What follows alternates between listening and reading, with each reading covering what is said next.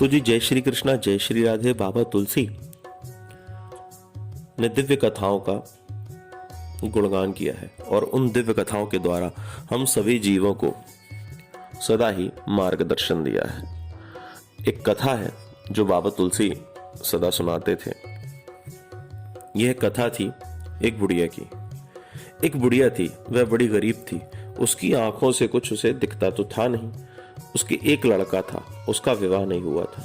वह बहुत चाहती थी कि मेरे बेटे का एक बार विवाह हो जाए, बहू आ जाए और उसको एक बेटा हो जाए। मेरे नाती पोते मैं खिलाऊं, मेरी आंखों में ज्योति बढ़ जाए, नेत्र जो है मेरे उनमें दिखाई देने लगे, मेरी गरीबी मिट जाए। अब देखो, मनोरथ, मन का रथ, बहू भी आ जाए, बहू आए, बेटे की शादी हो, बहू आए तो पोता भी हो जाए, मेरी नेत्रों की ज्योति आ जाए ताकि मैं अपने पोते पोतियों को खिलाऊं, बेटा बहू को खुश देखूं और मेरी गरीबी मिट जाए। मनोरथ, इसका मतलब है मन में अनेक प्रकार की इच्छाएं सदा ही संकल्प में आती रहती हैं। ये मिल जाए, वो मिल जाए, वो मिल जाए। उसने भगवान शिव की आराधना की। उसे पता था कि शिव जी औगड़दानी है। क्षणई है तुष्टा, क्षणई है रुष्टा, रुष्टा तुष्टा क्षणई क्षणई। भगवान शिव जिस पे कृपा करते हैं उसे सब कुछ दे देते हैं। मन चाहा वरदान प्राप्त करने के लिए उसने बड़े भाव से शिव जी की उपासना की। शिव जी ने शीघ्र ही उसे प्रसन्न होकर उसे दर्शन दिया और बोला, हे माता, बोलो क्या चाहती हो, जो चाहिए मुझसे मांग लो, लेकिन एक ही वरदान दूंगा, दो नहीं दूंगा। बुढ़िया विचार करने लगी। उसके तो मन में कई वरदान मांगने की इच्छा थी। फिर उसने बुद्धि लगाई और बोली, महाराज यदि आज्ञा हो तो मैं अपने गुरुजी से पूछाऊं कि मैं कौन सा वरदान मांगू। शिव जी ने कहा, हाँ हाँ जाओ, तुमने मेरी उपासना की है, मैं तुम्हें वरदान देने आऊं, जाओ अपने गुरु से सलाह ले लो। गुरु तो जो ज्ञान, अंधकार से ज्ञान की ओर ले जाए वही गुरु है। जाओ जाओ, गुरु से ज्ञान प्राप्त करके आओ, क्या मांगना चाहिए। अब वो बूढ़ी माता दौड़ के गुरु जी के पास गई और बोली, ऐसी ऐसी बात है, मुझे शिव जी ने वरदान मांगने को कहा है। गुरु तो गुरु होता है, अर्थात ज्ञान का भंडार जो सदा पथ प्रदर्शित करे। गुरु जी ने कहा, हे माता, तुम शिव जी से जाके कहो कि मुझे यह वर दो कि मैं अपने बेटे के बेटे को, या अर्थात अपने पोते को, सोने की कटोरी में दूध भात खाते देख सकूं। बुढ़िया ने आकर शिव जी से यही वर मांगा। शिव जी हंस दिए, बोले, मां, हे देवी, तू तो बड़ी चालाक है। मांगना था एक वर, लेकिन एक ही वर में तूने अपने सारे वर पूरे कर लिए। तेरा पूरा मनोरथ हो जाएगा। चल, कोई बात नहीं। यह तो गुरु की कृपा है। गुरु ने उसे जैसा समझाया उसने वैसा भगवान शिव से कहा। भगवान शिव जी ने भी ए वस्तु कह दिया। वो माता एक वर में ही अपने समस्त मनोरथ पूर्ण कर गई। उसके नेत्रों की ज्योति आ गई। बेटे का विवाह नहीं हो रहा था, बेटे का विवाह हो गया, सुंदर बहू आ गई, पोता हो गया और धनराशि भी प्राप्त हो गई। सब कुछ प्राप्त हो गया। मांगने वाला यदि मूर्ख होता है तो उसे 10 वर दे दो, वह एक वर भी ऐसा नहीं मांग पाता जिससे उसका जीवन चल जाए। और जो भक्ति करता है, गुरु की शरण लेता है, गुरु उसे इस योग्य बना देता है कि वह एक पंथ कई काज, एक ही बार में एक ही मौका पाकर के अपने हजारों कार्यों को पूरा कर लेता है। और जो मूर्ख होते हैं उन्हें कई वरदान दे दो पर उनकी एक भी इच्छा पूरी नहीं हो पाती। कथा मिलती है, एक ब्राह्मण था, उसकी जो पत्नी थी वो कुरूपवती थी। पत्नी सदा दुखी रहती कि मैं स्वरूपवान नहीं हूं, मेरे घर में कुछ भी नहीं है। नारद जी प्रकट हुए। नारद जी ने कहा हे ब्राह्मणी, तुम सदा इतना दुखी क्यों रहती हो? बोले, महाराज, ना मेरा स्वरूप है, ना मेरे पास धन है, तन मन धन कुछ भी नहीं है मेरे पास, मेरा तो जीवन व्यर्थ है। नारद जी ने उससे इस प्रकार से दुखी देख करके कहा, चलो एक वरदान मांगो। तो वो कहती है कि आप कृपा करके मुझे सुंदर बना दो। नारद जी ने माथा ठोका, हे भगवान, मैं तो इसे धन धान्य देने आया था, इसने तो स्वरूपवान होने का वर मांग लिया। नारद जी ने कहा, चलो ठीक है, ऐसा ही हो, और उसके दुर्भाग्य को कोसते चले गए। अब वो सुंदर हो गई, सौंदर्यवती हो गई, वह कुरूपवान ब्राह्मणी सुरूपवान हो गई। उसके गांव के सामने से एक राजा की सवारी निकली। राजा ने देखा, बड़ी ही सुंदर, स्वरूपवान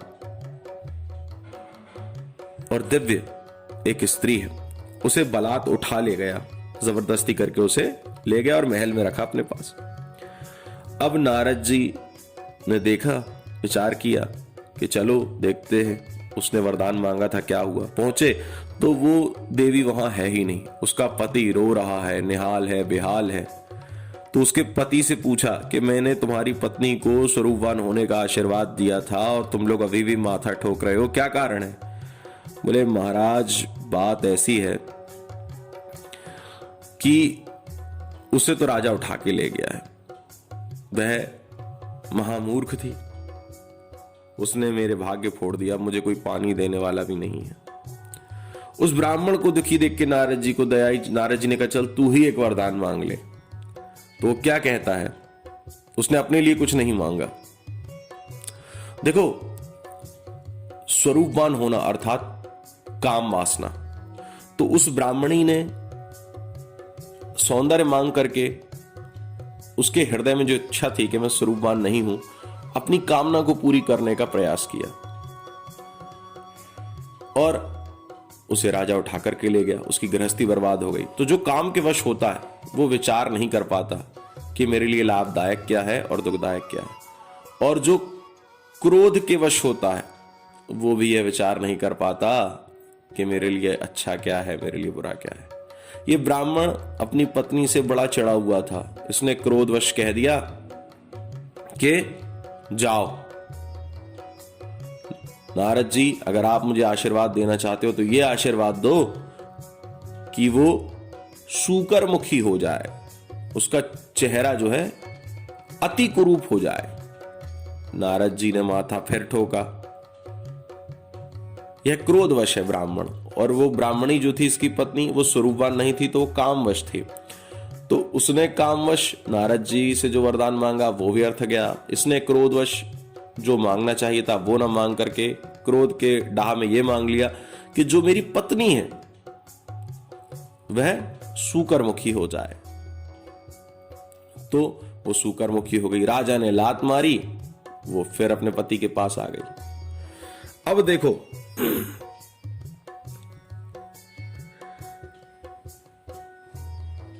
नारद जी उस ब्राह्मण के घर एक दिन फिर पहुंचे। बोले, देखें क्या हाल है। तो ब्राह्मण के पुत्र मिला। अब वो भी माथा ठोक रहा था, दुखी था, बुरे हाल थे। नारद जी ने पूछा कि मैंने तुम लोगों को गरीबी, दुख, दीनता दूर करने के लिए कई बार अवसर दिए। तुम्हारे माँ को, तुम्हारे पिता को जो वर चाहते थे मैंने कहा मांगो, मैं दूंगा। पर वो तुम्हारी माँ काम के वश में थी और तुम्हारा पिता तुम्हारी माँ से क्रोधित था, तो क्रोध के वश उसने जो वरदान मांगे वो विफल गए।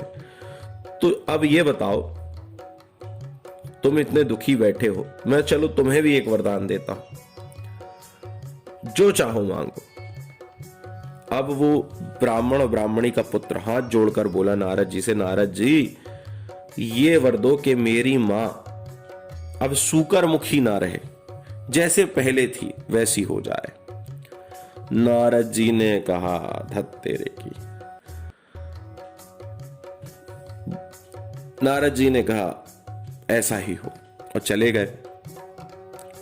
और उन तीनों की मूर्खता और मंदभाग्यता को नारद जी कोसते हुए प्रस्थान कर गए। देखिए, इस कथा से हमें यह शिक्षा मिलती है कि जिसने भगवान की भक्ति और गुरु की शरण ले रखी थी, उस ब्राह्मणी ने गुरु के बताए हुए पथ पर चल करके, अर्थात जैसा गुरु ने बताया था वैसा चल करके ईश्वर से एक वरदान के बदले कई वरदान अपने साध लिए। और यहां नारद जी 3 अलग अलग लोगों को अलग अलग वरदान दे रहे हैं, लेकिन तीनों ने जब वरदान मांगा तो अंत में क्या आया? बोले हाथ सिलाई शून्य। वह जैसी की तैसी हो गई, वह ब्राह्मणी, और उसका पति भी वैसे ही का वैसे ही रह गया और उसका पुत्र भी वैसे ही का वैसे ही रह गया, और नारद जी के 3 वरदान भी विफल चले गए।